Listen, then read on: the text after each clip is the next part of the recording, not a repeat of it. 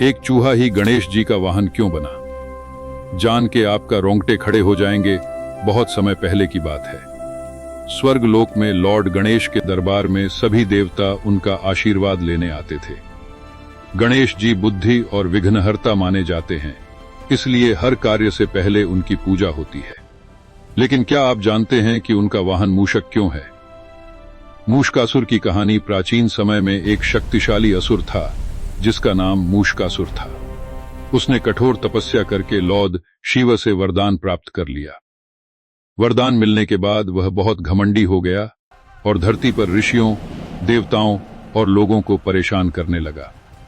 मूषकासुर अपनी शक्ति से हर जगह विनाश करने लगा। कभी वह खेत नष्ट कर देता, कभी आश्रमों को नुकसान पहुंचाता। उसकी शरारतों से सभी देवता और ऋषि परेशान हो गए।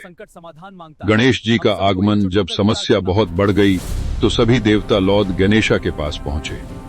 गणेश जी ने मूषकासुर को सबक सिखाने का निर्णय लिया। गणेश जी युद्ध के लिए निकले।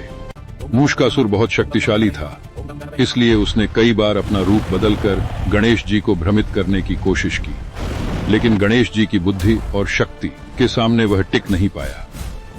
मूषकासुर की हार अंत में गणेश जी ने अपने पाश से मूषकासुर को पकड़ लिया। हारकर मूषकासुर ने गणेश जी से क्षमा मांगी और कहा, हे प्रभु, मुझे क्षमा कर दीजिए, मैं आपकी सेवा करना चाहता हूं।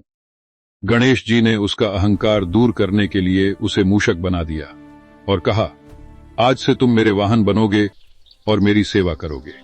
क्यों चुना गया मूषक? मूषक का एक विशेष अर्थ भी माना जाता है। चूहा बहुत तेज, चतुर और हर जगह घुसने वाला होता है।